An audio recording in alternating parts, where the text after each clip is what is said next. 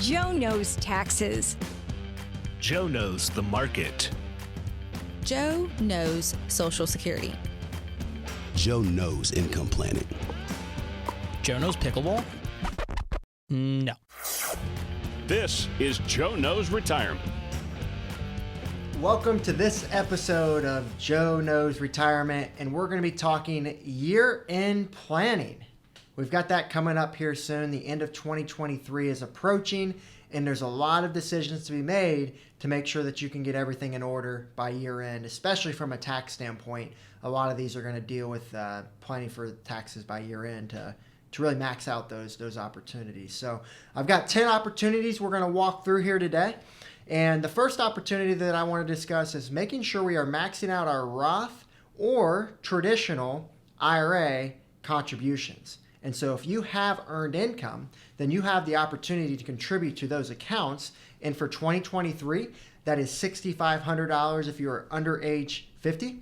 If you're over age 50, you have a $1,000 catch up on top of that. So you can actually contribute $7,500 there.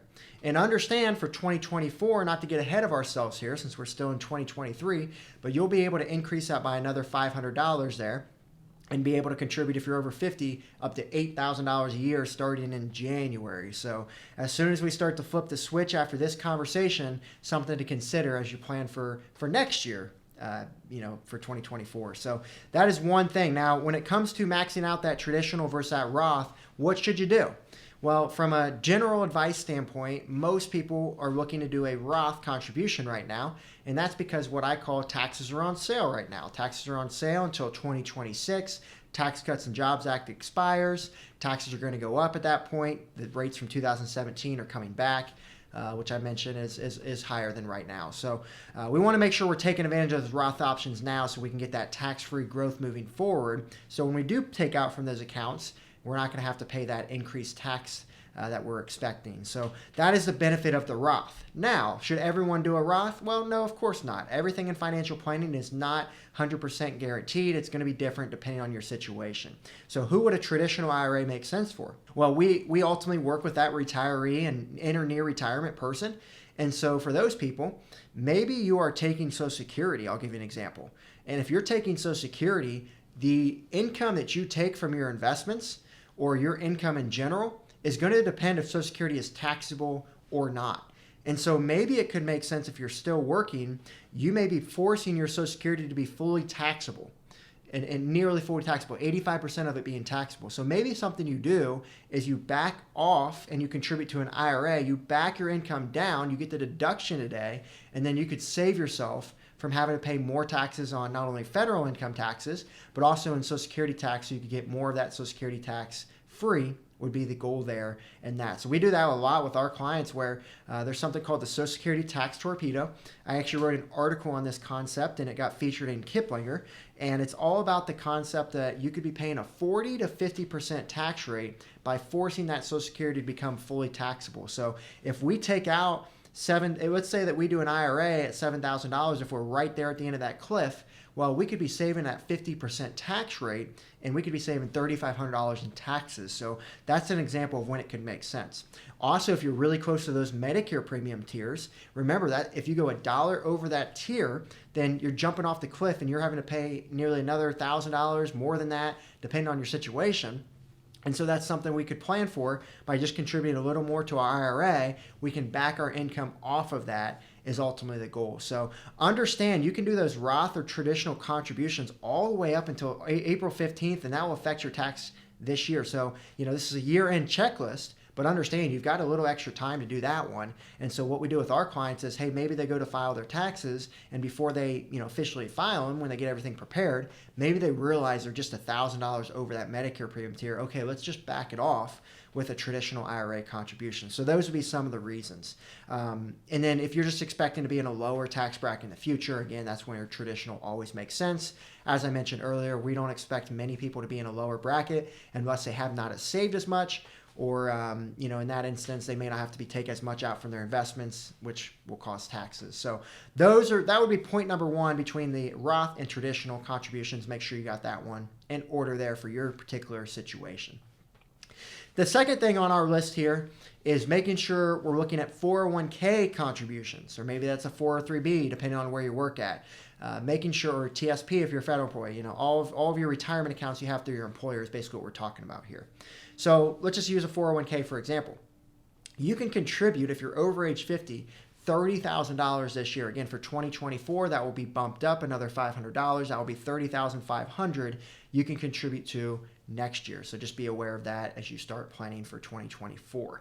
So knowing that we can put away that much money, well, maybe we look to put more of our paycheck towards the 401k if we've got a surplus in our savings, or maybe we've got a non-qualified investment sitting there that's not getting taxed. It's getting taxed at capital gains every year. Maybe we could reposition that into a Roth 401k or get a deduction on the traditional 401k. Could be an opportunity to look into. So what we do with a lot of our clients at this point, maybe they just started working with us. They've got a bunch of money in the bank account that they've been saving. They're not sure what to do with it. We will actually, and we've done this before, we'll take nearly 100% of their paycheck and put it towards the 401k. And that way we can try to meet those limits by the end of the year. And so that could be an opportunity to try to get more tax advantage money. Remember, there's only so many opportunities to get tax advantage money. You've got the IRAs we mentioned, and then you've got your 401ks. Besides that, there's not much there. We're going to be talking about an HSA here soon. That could be an opportunity. But other than that, there's not many places you can put money to get tax-free opportunities. There's a few others, but they may have some negatives that may not make it as attractive. So that's something that I really want people to understand, is making sure you do your 401k. Unlike your IRA and your Roth IRA and your traditional IRA we talked about earlier, that can go to April 15th before you fund that. Your 401k is on a calendar year, so by December 31st, that's the last day you'll have to do that. And most companies will just take it out of payroll, so you actually have to do it a little before that if your payroll comes out before that date. So just make sure you're taking advantage of that is ultimately the idea. All right, so on to point number 3 on the year-end checklist would be Roth conversions. This is a big one that we talk about often because we just see this be one of the more popular opportunities. Remember, you have to do those before December 31st. Our best advice is try to get this done well before then, because there's a lot of things that has to get done to get that in place. One, you have to build out a comprehensive plan and run a bunch of numbers and reports to see what makes sense to do a Roth conversion. How much makes sense? Should you do it? But also how much?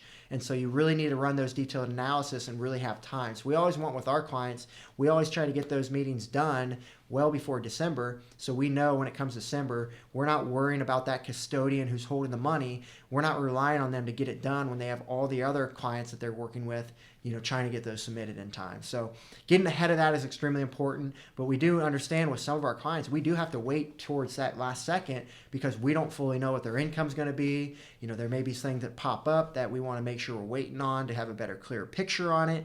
And that's definitely smart planning, but just understand towards the end of the year, it can get pretty hard to get that done. So that's something we'd recommend. And again, try to take advantage of that during our next 3 tax years, because that's when the tax sale is still here before 2026, as mentioned earlier. So that would be the main idea with the Roth conversion. Just make sure when you're doing those, you're aware of all the things that it can affect: Medicare premiums, Social Security tax, capital gains, and just be aware that you got to pay the taxes. How are you going to pay those taxes? Are you going to pay it out of your bank account? Are you going to withhold it from the investment? Are you over age 59 and a half or under? All of those are things you want to be aware of when making that decision.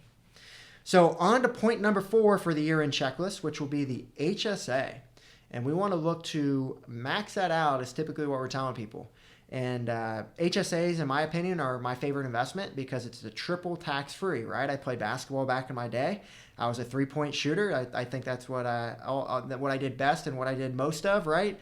And so with that, you get a tax deduction when you put the money into an HSA. You get tax-deferred growth, so no tax on the growth. And then when you take that money out, there's no tax on that as well either. So you get that triple tax advantage. So you're basically not paying any taxes on the money you put there. So obviously there's limits on how much you can put in. So that's why you want to try to maximize that each year. And then also with your HSA, we typically want to recommend people let that sit there and grow. Don't take from it yet. because we want to get that tax-free growth moving forward. You're going to need health care expenses at some point in the future, and so we can wait on that. So we actually recommend that you max out your HSA before you max out your IRAs, because there's not a triple tax advantage with the IRA, which the HSA there is. So that's one reason why I really like the HSA.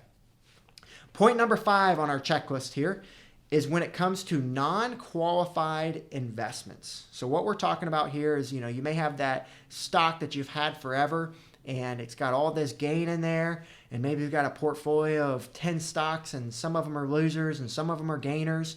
Well, now's a good chance to look at that and see, can we reset some of those? Can we do some tax loss harvesting with those investments to try to make our cost basis a little more friendly to what we're trying to do here? So, for example, let's say your Apple stock saw a ton of gain, and you say, let's say your Berkshire Hathaway saw a big loss, right? For just example's sake. Well, if that's the case, we could sell off Apple, have that big gain offset by selling off Berkshire. Now we have an even amount, and we can reposition those funds however we wish. Okay, just be aware of the wash sale rule there, waiting 30 days to buy the same security if that's what you're looking to do. But we do that with a lot of our clients, especially when maybe they've had a mutual fund that they've owned for many years, and every year it's spitting out what are called phantom gains. And in my opinion, I don't like phantom gains because it doesn't give us control when it comes to tax planning. We're being forced to pay a tax because those active managers within that mutual fund are making changes over and over again. And so getting them out of that and doing something more tax efficient like an ETF or an individual stock allows us more planning opportunities. So our clients who have heavy exposures in mutual funds, we're usually trying to reset those by end of the year so we can position those in better investments, rather than using those old investments that you've had for all those years that some broker sold you. We're trying to be more efficient with it is ultimately the idea there. So making sure you're resetting your non-qualified is something we do with our clients every year, and we'll encourage you to as well. The 6th point on our checklist is when it comes to charitable contributions. So I've got 3 strategies here I'm going to share on contributions, and they'll each be a part of this checklist. But first part of the checklist for point number 6 is understanding if we should itemize or if we should take the standard deduction. Okay, so if you're contributing to a charity, then you could itemize, and you could get more than the standard deduction, which right now is $27,700 for married. It's about half of that if you're single. And so if you're going to give a lot of money, maybe you can get over that hump and you can start to deduct even more than $27,700. And so if that's you, I would encourage you to look at your situation and see, is that the best way to utilize your charitable giving? If you're giving $10,000 and only $3,000 getting over the hump, is that really wise to do it that way? And so if that's you, the next point on this checklist is understanding a strategy called a donor advised fund. So that's going to be point number 7 on this checklist. And if that's you, let's say that you want to give $10,000 a year over the next 10 years to a charity. And let's say that you just have $100,000 in Apple stock that has all this gain. Well, something you could do is you could take Apple stock and you could transition that from Apple stock and keep it in Apple stock, but move it to a donor advised fund versus an individual account or a joint account. And in doing that transition, you don't have to pay any tax on that gain when it's sold in the donor advised fund. So that 15 to 20% capital gains rate, let's say you bought the Apple stock for $10,000 and now it's worth $110,000. Well, that $100,000 gain, if you sold it just Apple stock, you'd probably have to pay about $15,000 in taxes because of the 15% capital gains rule. Well, if you move it over to the donor advised fund, you don't have to pay any capital gains. All of that is tax-free. So that's one example of the donor advised fund becoming attractive. And then if you're going to give over the next 10 years, right? Well, you just take it out of that fund and give it over the next 10 years. And then now you're not giving out of your pocket. You're just giving it out of your fund. And so what this also allows us to do is get a huge itemized deduction, which I just talked about in the last checkpoint item. Now we can take a huge itemized deduction this year. And then we could go back to, let's say, point 3 and do a big Roth conversion to offset that, move more money to the Roth, not have to pay as much taxes, get our charitable gifting plan set for the next 10 years, remove a bunch of appreciation and gain. So just to understand how a lot of these strategies can work together, but making sure you do that donor advised fund by the end of the year could allow you to take advantage of that for taxes this year and look to do some of those other ideas there. So that's something that we do for clients, especially clients that are under age 70, and I'll share why that number is the case. because once you are age 70 and a half, and this leads into our 8th point here, which is doing a qualified charitable distribution. And this is something you have to do by year end as well. And you can take money from your IRA and move it to a charity if you're over age 70 and a half. So that's the magical word here. So the next 3 strategies I'm going to go from here are going to be more so for those who are over about 70 and a half or retired, the last one. So, in that age range. But a QCD allows you to give to a charity straight from your IRA, no tax due. So if you just took that money out of the IRA, then gifted it to the charity, you may be able to itemize, but you're not going to get a straight deduction on that money. And so the QCD allows you to take that money out, no tax. It's an awesome opportunity. If you're given to a charity and you're 70 and a half or older, definitely want to look into that strategy to do your gifting from. So point number 9 here is going to be required minimum distribution. So again, if you're 73 at this point is who this applies to. And so if you're 73 or older, you're going to need to make sure you're taking those RMDs from those accounts, or you're going to be faced with a penalty. And so we need to make sure we're doing that before the end of year. I know it can get hard to remember to do so. And most custodians now are going to do that automatically. They're going to automatically take it out if you forget, but some do not. So just make sure you're being aware of that, and just making sure you're taking those out of each account that you have, or at least getting an understanding of how many accounts you have. If you have 3 different IRAs, you can all take it out of one, but you need to know how much you have to take out of each, and then take the total out of one. So if you have to take out $10,000 total, but only $3,000 from one, well, if you're going to take it all out of one, you got to take $10,000. You can't just take the 3 to satisfy all of the other ones, obviously. So just making sure you get that done is something we always want to make sure our clients are aware of there. And again, if you don't know what to do with that RMD money, maybe you look to do a QCD. Maybe you look to, if you're still working and have to take the RMD, maybe you contribute to a Roth or a traditional IRA, or things like that. Point number 10 here, so the last point on our checklist, is if you are retired, so this could be anyone that's retired, use up the standard deduction. So you got to do that by the year end. So we see a lot of clients that come and meet with us. Maybe they just retired. They maybe haven't started taking Social Security yet, or maybe they haven't started withdrawing from their investments, and their income is basically nothing. And so if that's the case, you're leaving money on the table if you don't make any tax planning movements there. And so, for example, we could take out money from our IRA up to $27,700. That's a standard deduction, and that money is tax-free. So if you've got some room there, making sure you don't leave that 0% bracket on the table there is extremely important.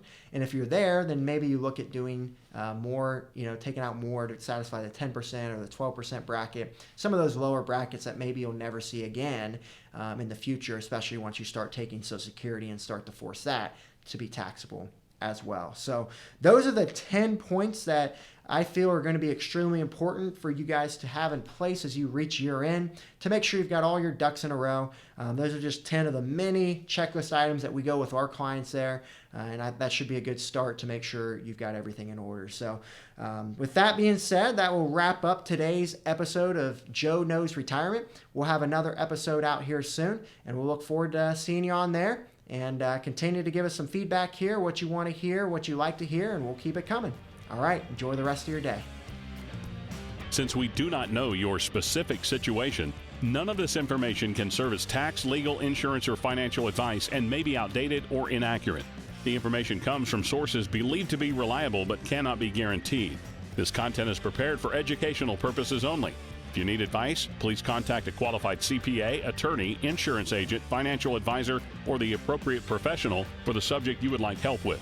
Peak Retirement Planning, Inc. is an Ohio-based registered investment advisor and able to offer advisory services in Ohio and in other states where registered or exempt from registration.